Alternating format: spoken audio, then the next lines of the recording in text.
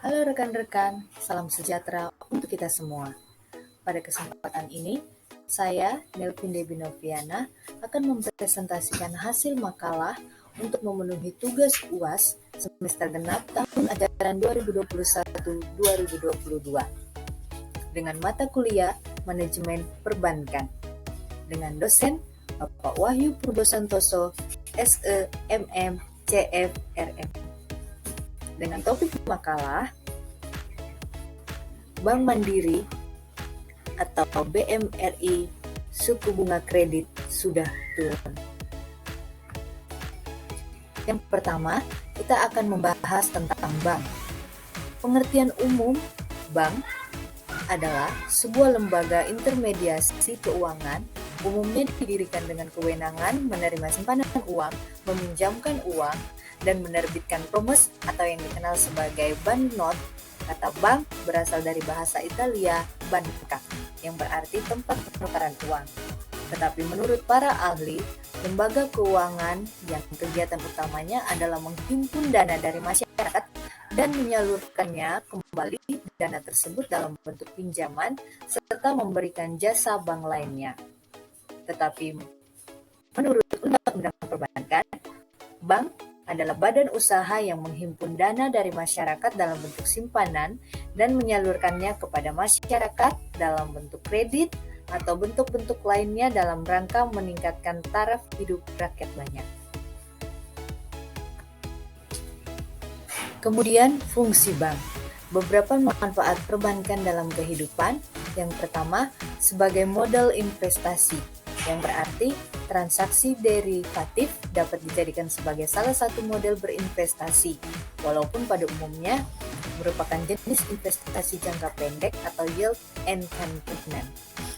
Kedua, sebagai cara lindung nilai, yang berarti transaksi derivatif dapat berfungsi sebagai salah satu cara untuk menghilangkan risiko dengan jalan lindung nilai atau hedging, atau disebut juga sebagai risk management.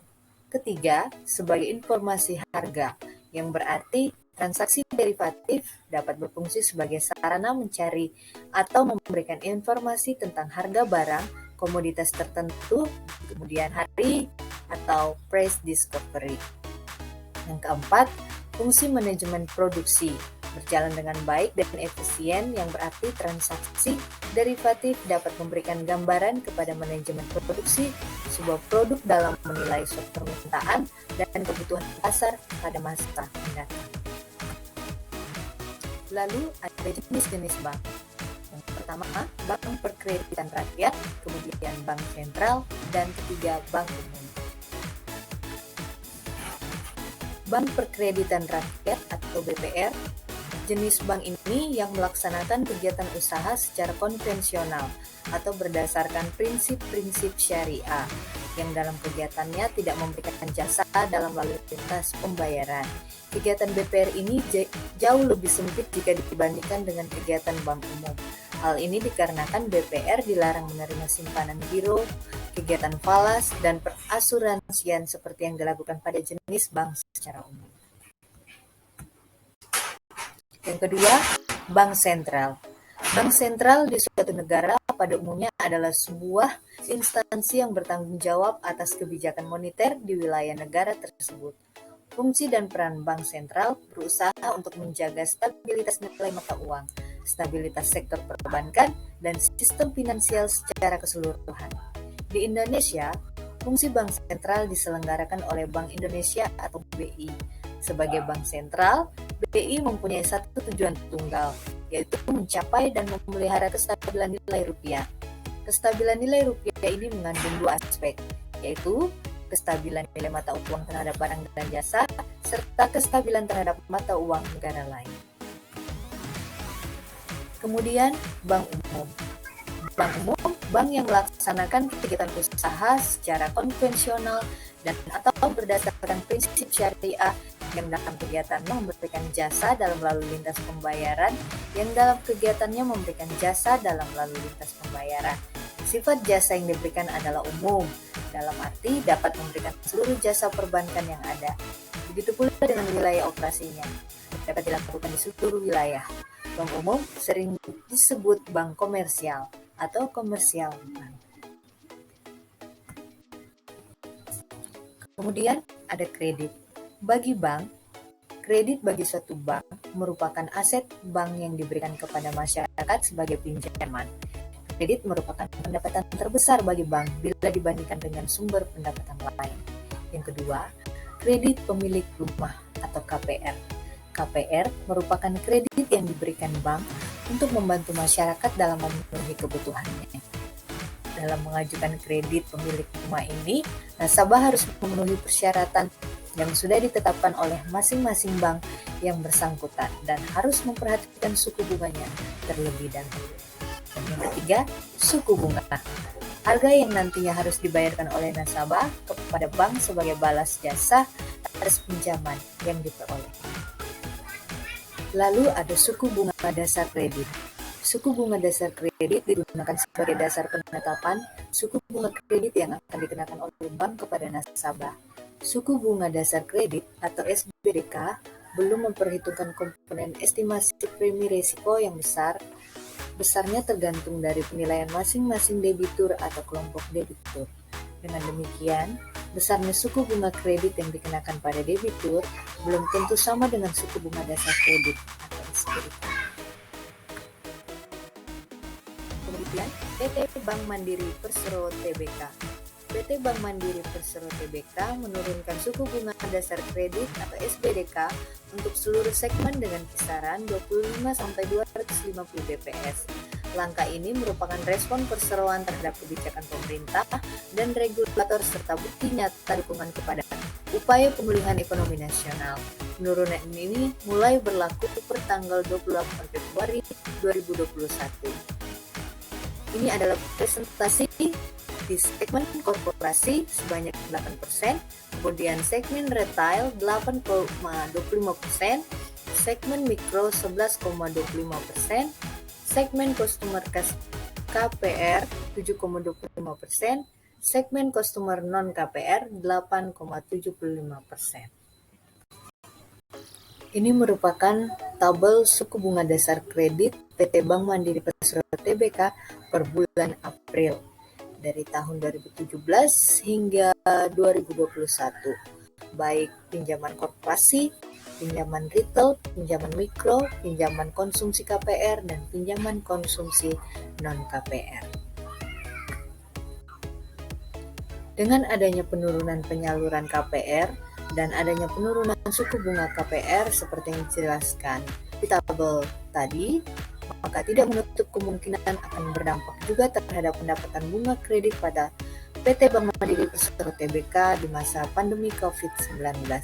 Berdasarkan latar belakang di atas, maka penulis tertarik untuk melakukan penelitian dengan judul Pengaruh Suku Bunga Kredit Pemilikan Rumah KPR terhadap pendapatan bunga kredit di masa pandemi COVID-19 pada PT Bank Mandiri Persero Tbk.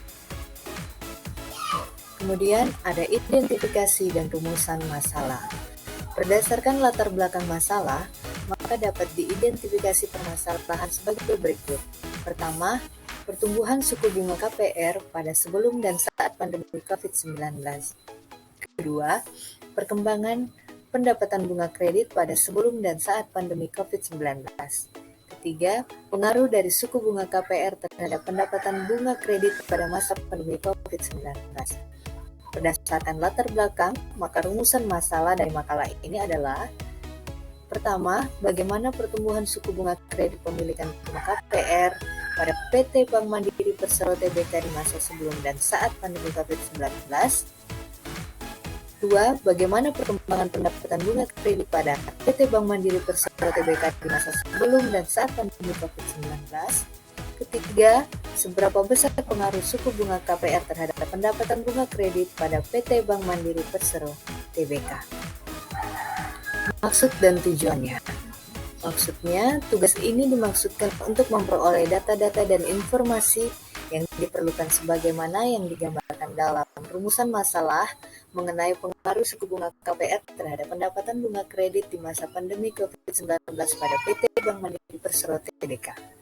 Tujuannya mengacu pada rumusan masalah, maka tujuan tugas ini adalah Satu, untuk mengetahui bagaimana pertumbuhan suku bunga kredit pemilikan rumah KPR pada PT Bank Mandiri Persero Tbk di masa sebelum adanya pandemi COVID-19 sampai dengan adanya pandemi COVID-19. Kedua, untuk mengetahui bagaimana perkembangan pendapatan bunga kredit pada PT Bank Mandiri Persero Tbk di masa sebelum adanya pandemi COVID-19 sampai dengan adanya pandemi COVID-19. Ketiga, untuk mengetahui seberapa besar pengaruh suku bunga KPR terhadap pendapatan bunga kredit pada PT Bank Mandiri Persero Tbk.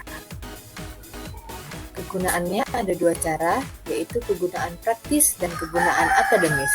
Kegunaan praktis bagi penulis sebagai gambaran mengenai kondisi perbankan terutama tentang kredit pemilikan rumah atau KPR di masa pandemi COVID-19. Bagi masyarakat sebagai informasi mengenai kredit pemilikan rumah atau KPR dan solusi dalam menyelesaikan kreditnya. Bagi pihak bank sebagai acuan dalam penilaian terhadap kredit pemilikan rumah di masa pandemi COVID-19. Kegunaan akademisnya, hasil makalah ini nantinya diharapkan dapat bermanfaat sebagai pijakan dan referensi pada makalah-makalah selanjutnya yang berhubungan dengan suku bunga KPR dan pengaruhnya terhadap pendapatan suku bunga kredit. Sebagai kesimpulan, pertumbuhan dan perkembangan suku bunga kredit pada PT Bank Mandiri Persero Tbk di masa sebelumnya adanya penurunan disebabkan pandemi COVID-19 dan untuk meningkatkan kembali permintaan kredit dari nasabah dengan cara meningkatkan pendapatan bunga yang diperoleh bank di masa pandemi COVID-19, perlunya Otoritas Jasa Keuangan atau OJK dan Bank Indonesia atau BI untuk mendorong pemulihan perekonomian nasional. Selain itu, dengan adanya penurunan penyalur KPR, maka tidak menutup kemungkinan akan berdampak juga terhadap pendapatan bunga kredit pada PT Bank Mandiri Persero Tbk di masa pandemi COVID-19. Baiklah, sekian presentasi dari saya. Semoga dengan adanya materi ini dapat menambah wawasan bagi kita semua. Terima kasih.